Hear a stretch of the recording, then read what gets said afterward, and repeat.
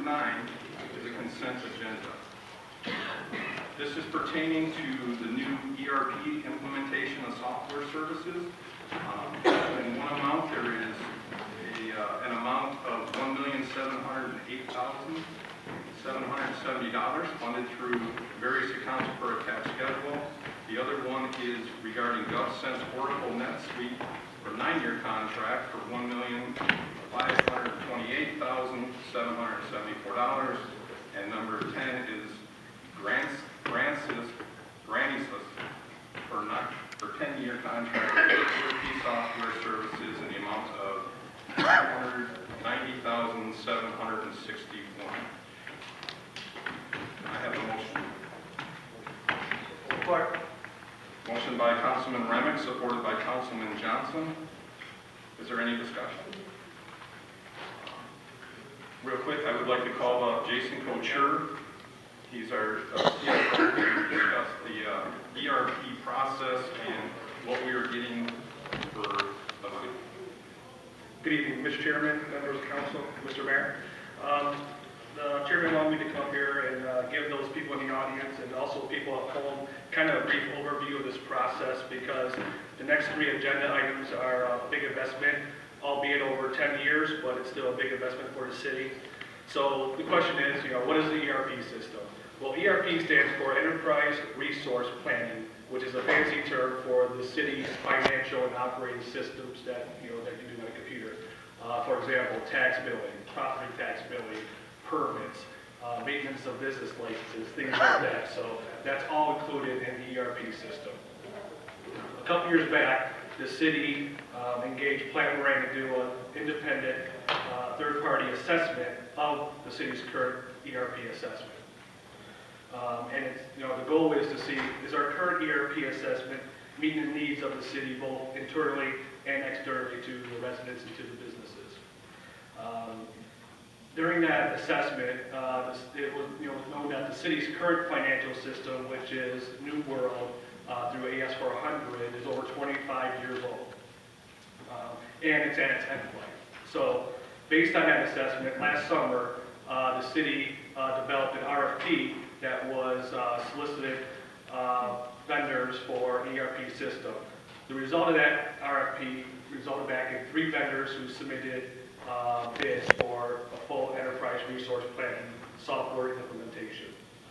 An ERP evaluation committee was established at that time, which included main users of the system, such as myself for budget and finance, and representatives from the clerk's office, building department, water department, HR, customer assistance, to name a few. The goal of the committee was to review the proposals, attend vendor demonstrations, assess company referrals, and also review surveys from city staff who also attended the vendor demonstrations. So try to get input from all the stakeholders involved. After a month of vendor evaluations, the ERP Evaluation Committee recommended to the Mayor and Council to engage Ciber LLC, which is an Oracle and its partner's ERP solution. Back in December, Council approved the committee's recommendation. The past couple of months, the city negotiated final terms with the company that are presented tonight for approval in agenda items 8 through 10. The terms include a long-term investment that will benefit both internal and external users of the system. For example, it will make internal departments more efficient, but also provide better services to the residents and business owners. The new system will improve customer service to the residents and will allow for better transparency and will improve the efficiencies in the city's department for long-term to come. That's all I have to say, Mr. Chairman. Mr. Co-Chair, I appreciate it. And I appreciate all the hard work you and your staff and everybody else did on this, because it was a large task. It was something that we've been talking about doing for many years now. Our system is very old and outdated, and we definitely need to have the opportunity to get caught up with the times and allow our residents to be able to do things online, which many people are doing now, as well as help our departments. Thank you, Mr. Chairman, but we're just getting started. Now we got to implement after approval. Thank you. Is there any other discussion?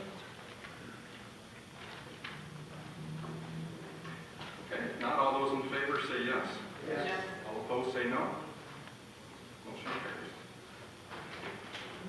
Item 11 is a motion to approve budget amendment 2019-014 dated March 5th, 2019. Motion. Support. We have a motion by Councilwoman Pats, supported by Councilman Ramick. Is there any discussion? If not, all those in favor say yes. Yes. All opposed say no. Motion carries. Item 12, can I have a motion to receive and file payment to Gabriel, Roeder, Smith and Company for services related to 2017 GASB Statement Numbers 67/68 for an amount not to exceed $2,500, funded through General Fund Budget and Finance Contractual Services. Motion to receive and file. Support. I have a motion from Councilwoman Pats, supported by Councilman Azura. Is there any discussion? If not, all those in favor say yes. Yes. All opposed say no. Motion carries. Item 13, may I have a motion to approve payment to Schoolcraft College for one public service officer to attend the Wayne County Regional Police Training Academy for an amount not to exceed $7,500, funded through General Fund Police Training Account. Motion. Support. I have a motion by Councilwoman Winton, supported by Councilman Bazura. Is there any discussion? Yes. I'm very concerned about this Please appropriation. state your name and your address. Carol Moran, 13425 Northview. This $7,500 is earmarked for Councilwoman Patz's son. Second, our police chief has said that we currently have 6 openings on the force and we're going to have another 4 in the next few months. I'm wondering, are we planning for all 10 candidates to get a free $7,500 if they needed to go to college? So we need to budget $75,000 for this. I'm sure other Taylor's residents have sons that would like to be police officers who maybe can't afford the police academy. If we cannot attract police officer candidates, we should be offering the free $7,500 to everybody that's interested, interview all the candidates, and then pick the best, not just the one that happens to be related to a council person. It's not sufficient for Councilwoman Pats to recuse herself from this vote. I think all Taylor taxpayers need to be aware that these deals are being made in the shade, not in the light of day. If I had not attended last night's study session, I would not know who the recipient of this free $7,500 was.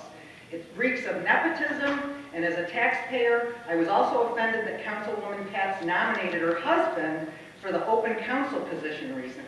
It's appalling that she could not find Mrs. a Moran, that qualified has nothing to do candidate with outside this her item, home. so if you're done, if As a you want to taxpayer- comment on this Continuing on the agenda topic. item, As you're a more than taxpayer, I welcome want to see the best people in all positions for the city, especially the police officers, and I want to see our tax dollars spent wisely.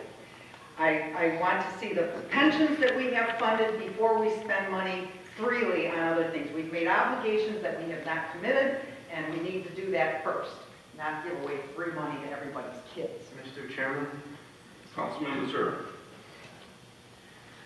I was really dying to get to the facts on agenda item 6, and obviously we're going to hold off on doing that, but I'd like to get to the facts on this one too. If you're going to come up and speak, know what you're talking about. This is not a summary, okay? So you're going to spread all this, you're going to start stories, it'll show up on Facebook. If you're going to come up here and speak, the least you could do is have your facts straight. The least you could do is, if you're going to question someone, question them with facts. You make a lot of statements, you raise your voice. Mrs. Moran, Councilman Zura has the microphone at this moment. You obviously didn't hear, you're reacting to something you misheard, and you're making false statements publicly. You shouldn't do that. Thank you. Councilman Johnson. I would just like to say that until last night, I had no idea this was her son-in-law. I had a chief telling me that this was a great candidate.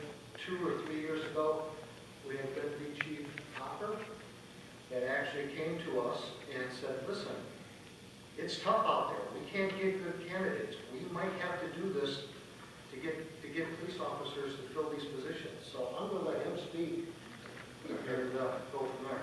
Commander Hopper, yeah, I'd just like to speak. I'd kind of like to piggyback on Councilman Johnson.